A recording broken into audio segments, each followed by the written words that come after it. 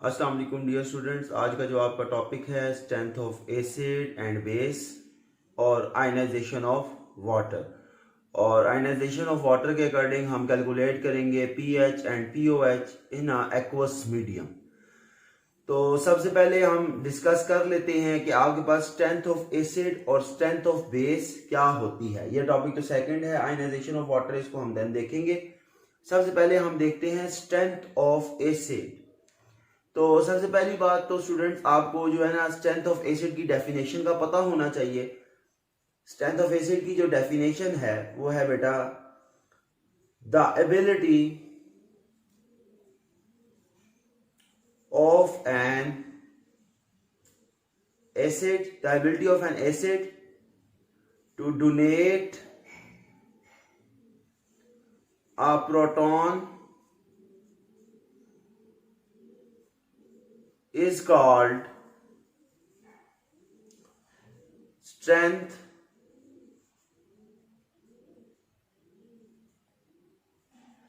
of acid। अब सबसे पहली बात कि आपके पास एबिलिटी तो हर एसिड की होती है प्रोटॉन डोनेट करने की, पर आपके पास इसके अंदर स्ट्रेंथ क्यों आ जाती है। तो बेटा सबसे पहली बात की है, जिस तरह आप कंपेयर कर लें एक स्ट्रॉन्ग एसिड को वीक एसिड से, स्ट्रॉन्ग एसिड को वीक एसिड से। तो सबसे पहले एक स्ट्रॉन्ग एसिड लेता हूं HCl, और आपके पास वीक एसिड है CH3COOH। This is called hydrochloric acid and this is called acetic acid. तो बेटा सबसे पहले अगर आप देखें HCl को जब मैं वाटर में ऐड करूंगा H2O में, तो H positive plus Cl negative ion generate होंगे और आपके पास HCl टोटली डिसोसिएट हो जाएगा। HCl is totally dissociated in water। जो HCl है वो आपके पास क्या होगा, टोटली वाटर के अंदर डिसोसिएट हो जाएगा। बट अगर हम इसी को कंपैरिजन करें वीक एसिड के साथ, तो वीक एसिड की small amount of molecule dissociated in water, मतलब कि इसके तमाम जो मॉलिक्यूल्स हैं वो आपके पास डिसोसिएट नहीं होंगे, सिर्फ स्मॉल थोड़ी सी अमाउंट में मॉलिक्यूल क्या हो जाएंगे, आयनाइज हो जाएंगे। जिस तरह मैं इसको वाटर में ऐड करूं तो आपके पास CH3COO negative plus H positive, कुछ मॉलिक्यूल्स इस तरह के आयन देंगे। तो आपके पास बेसिकली जो डोनेटिंग एबिलिटी होती है ना, जो एसिड जल्दी प्रोटॉन डोनेट कर देता है वो स्ट्रॉन्ग एसिड कहलाता है और उसकी ही स्ट्रेंथ ज्यादा होती है। और जो आपका वीक एसिड होता है उसका प्रोटॉन डोनेटिंग एबिलिटी इतनी स्ट्रॉन्ग नहीं होती, तो वो एक्वस मीडियम में इतना ज्यादा आयनाइज नहीं होता। तो इस वजह से ये क्या कहलाता है बेटा, वीक एसिड। इसी तरह आपके पास ये तो आपके पास एक एग्जांपल मैंने आपको दे दी, स्ट्रॉन्ग एसिड वर्सेस वीक। या आपके पास स्टूडेंट्स एक एग्जांपल आ गई, strong acid versus weak acid, मतलब कि किसकी स्ट्रेंथ ज्यादा है किसकी कम है। अब हम डिस्कस करते हैं स्ट्रेंथ ऑफ बेस की स्ट्रेंथ को हम डिस्कस करते हैं। अब बेस की स्ट्रेंथ क्या होती है स्टूडेंट, सबसे पहले आपको पता होना चाहिए कि इसकी डेफिनेशन क्या है। The ability of an base to accept, हासिल करना, क्या करे, हासिल करे, accept a proton is called strength of base। आपके पास अगर एबिलिटी क्या है, प्रोटॉन एक्सेप्ट करने की ज्यादा है तो वो आपके पास क्या होगी, उसके अकॉर्डिंग स्ट्रेंथ आपके पास क्या होगी, ज्यादा होगी। जिस तरह हम यहाँ पे कंपेयर कर लेते हैं, क्योंकि वाटर भी एक्ट करता है acid as well as base, तो मैं कंपैरिजन करता हूं अमोनिया NH3 और H2O का। अब अमोनिया के पास भी लोन पेयर है और वाटर के पास भी क्या है, लोन पेयर। बट अमोनिया की जो रिलेटिव अट्रैक्टिव एबिलिटी है प्रोटॉन की, प्रोटॉन एक्सेप्शन एबिलिटी है, वो ज्यादा है एज कंपेयर टू वाटर, क्योंकि ammonia is a strong base as compare to water. अगर बेस जितनी स्ट्रॉन्ग होगी, बेस जितनी क्या होगी, स्ट्रॉन्ग होगी, उतनी उसकी प्रोटॉन एक्सेप्शन एबिलिटी क्या होगी, ज्यादा होगी। तो इसकी एग्जांपल में हम लिख सकते हैं बहुत सिंपल करके कि ammonia is relative strong base, ammonia relatively क्या है, स्ट्रॉन्ग बेस है than water, because ammonia can accept proton higher degree than water. मतलब कि अमोनिया जो है वो ज्यादा स्ट्रांगली प्रोटॉन को एक्सेप्ट करेगी। तो आपको सबसे पहला कॉन्सेप्ट मिल गया स्ट्रॉन्ग एसिड का और स्ट्रेंथ ऑफ एसिड का और स्ट्रेंथ ऑफ बेस का। कुछ एसिड्स हैं जो आपके पास क्या हैं, स्ट्रॉन्ग एसिड हैं, कुछ बेसिस हैं जो आपके पास क्या हैं, स्ट्रॉन्ग बेसिस हैं। तो उनको मैं मेंशन करता चलता हूं। यहां पे मैं strong acid 6 strong acids mention कर देता हूं, यहां पे मैं 6 स्ट्रॉन्ग बेसिस मेंशन कर देता हूं। जिस तरह सबसे पहले आपके पास आता है आपका बेटा आता है HClO4 पर क्लोरिक एसिड, इसको बोलते हैं पर क्लोरिक एसिड। HCl, HBr, इसको बोलते हैं hydrochloric acid, hydrobromic acid. HI, hydroiodic acid. HNO3,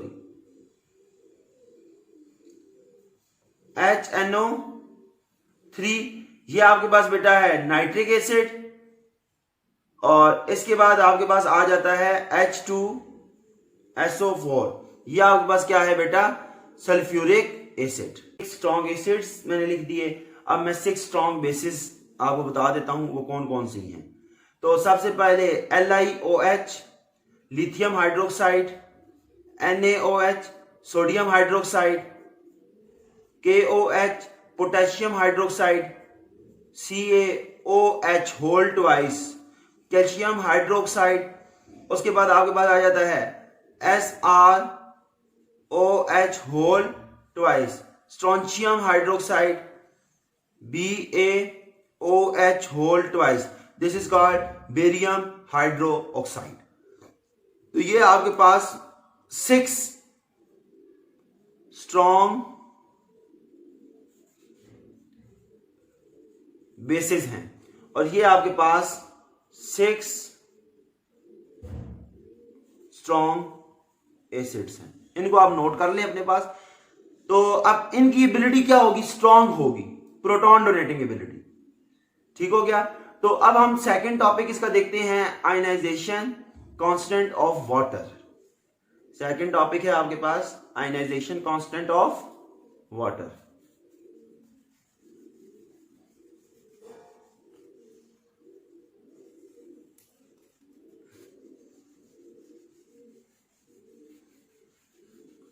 आपको थोड़ा वेट करना पड़ रहा है बट रेस तो करना है, तो इसलिए दोनों वेट करें। अब हम नेक्स्ट हेडिंग दे देते हैं, आयोनाइजेशन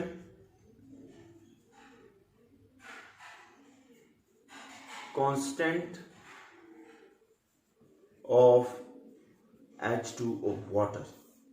तो सबसे पहले मैं आपको बताता चलूं कि आपके पास जो वाटर है वो एक यूनिक कंपाउंड है, क्योंकि उसके पास एबिलिटी है किसकी, exception and donation of proton की। तो हमारे पास वाटर जो मॉलिक्यूल है H2O, इसके पास एबिलिटी है, एबिलिटी ऑफ एक्सेप्ट करना, एक्सेप्ट और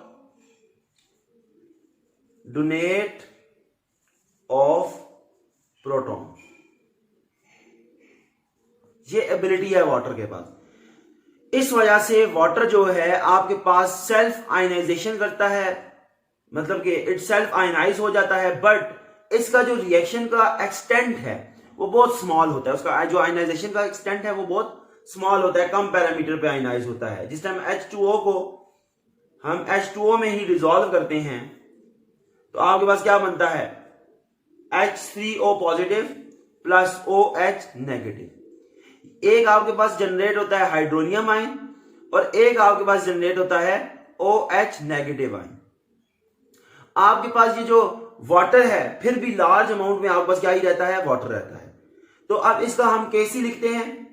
Kc एक्सप्रेशन क्या होता है, product divided by reactant, concentration of hydronium ion divided by OH negative hydroxide ion, फिर आपके पास एंड में आ जाएगा H2O की पावर 2।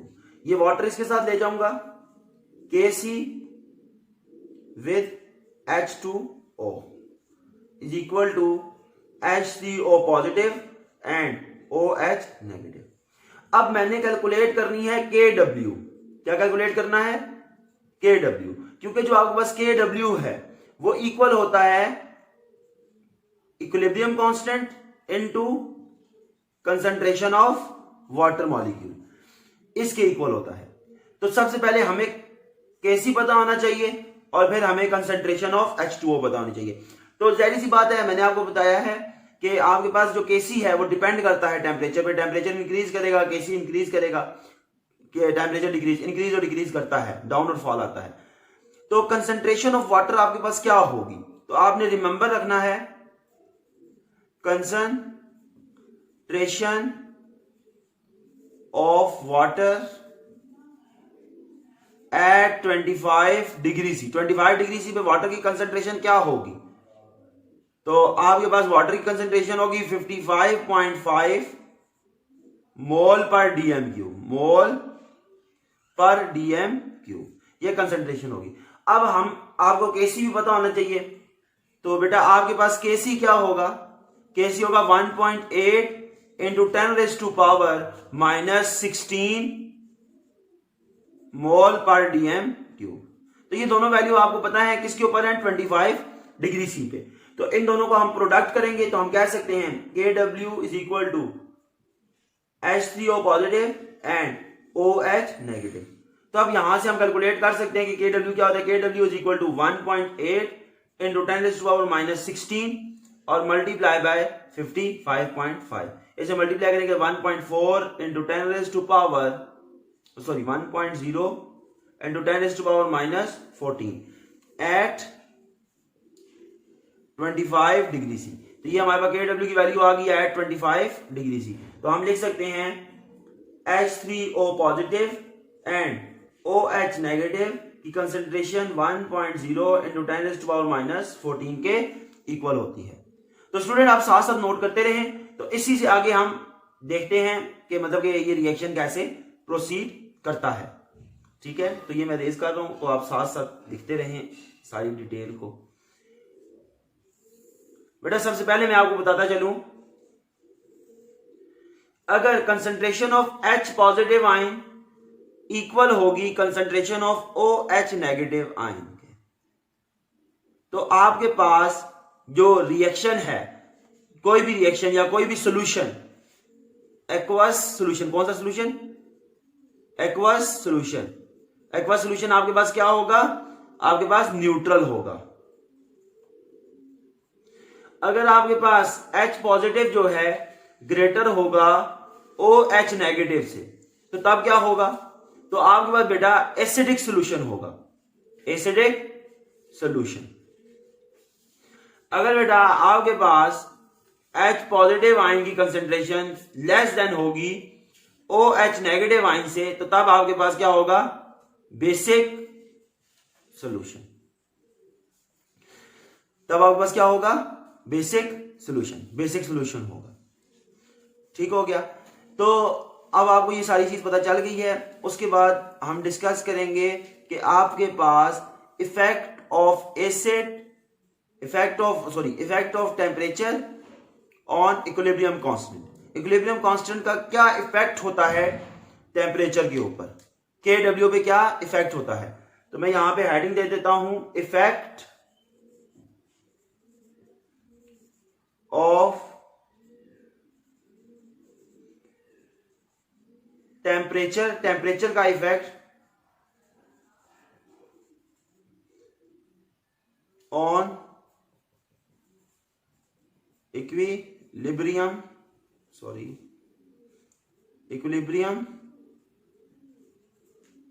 कांस्टेंट। सबसे पहली बात तो यह है स्टूडेंट, आपके पास जो KW की वैल्यू है 0 डिग्री सी पे, तो KW की वैल्यू 0 डिग्री सी पे आपके पास क्या है 0.1 इंटू 10⁻⁻14। KW की वैल्यू अगर मैं कहता हूं 25 डिग्री सी पे देखी जाए तो वो क्या है 1.0 इंटू 10⁻⁻14। KW की वैल्यू आपको जुबानी आपको इंटरनेट से मिल जाएगी और जुबानी आपको याद होनी चाहिए, पता होना चाहिए। अगर आपको रीजनिंग आंसर देना है तो उसके लिए आपको ये वैल्यूज याद होनी चाहिए। 40 degree is equal to 3.0 into 10⁻⁻14। अगर ये KW 100 डिग्री सी पे चला जाए तो 7.5 इंटू 10⁻⁻14। तो अगर नोट किया जाए आपके पास 0 डिग्री से 25 डिग्री सी पे आई, 0 डिग्री सी से 25 डिग्री सी पे आई, तो आपके पास 10 टाइम चेंज आया, 10 टाइम। 0 डिग्री सी से 40 पे आई तो आपके पास 40 टाइम चेंज आएगा। 0 डिग्री सी से बेटा आपके पास क्या आई 100 डिग्री सी पे आई तो आपके पास 75 टाइम चेंज आया कंसंट्रेशन के अंदर, ठीक है, वैल्यू के अंदर चेंज आया। तो बेटा आपके पास जो KW की वैल्यू है वो टेम्परेचर डिपेंडेंट है और टेम्परेचर इंक्रीज और डिक्रीज करने से कंसंट्रेशन इंक्रीज और डिक्रीज करेगी। तो अब हमारा सबसे लास्ट पॉइंट जो है वो रह गया है कि हम pH एंड POH कैसे लिखते हैं और उसको कैसे कैलकुलेट करते हैं। जिस तरह बेटा ये लास्ट इक्वेशन यहां पे बनी हुई थी आपके पास, वो ये थी कि concentration of H positive ion मैंने लिखा हुआ था H3O पॉजिटिव, तो बेटा H3O positive such as equal to H positive, तो H पॉजिटिव इक्वल, मैं कहता हूं concentration of H positive is equal to OH negative into 1.0 into 10⁻⁻14, taking negative log on both side, दोनों तरफ नेगेटिव लॉग लेंगे, negative log with concentration of H positive ion, concentration of OH negative ion is equal to negative log 1 into 10⁻⁻14। तो बेटा इसके ऊपर जब log apply करेंगे तो ये minus log H positive minus log OH negative और आपके पास यहां पे हो जाएगा माइनस लॉग 10⁻⁻14, क्योंकि लॉग 1 0 होता है। 14 स्टार्ट में आ जाएगा तो माइनस माइनस प्लस, तो प्लस 14 आ जाएगा और जो लॉग 10 है वो आपके पास 1 होता है। तो ये आपके पास क्या लिखा जाएगा pH plus POH, pH plus POH is equal to 14। ये कैसे लिखा गया आपको याद होना, रिमेंबर करना है, pH is equal to negative log of H positive ion की concentration and POH is equal to negative log of OH negative ion की कंसंट्रेशन। तो ये आपको स्टूडेंट में रिमेंबर रखना है और इस टॉपिक को आप देखें, बुक से स्टडी करें साथ, और डिटेल से मैंने आपको बता दिया है। Thank you, Allah Hafiz.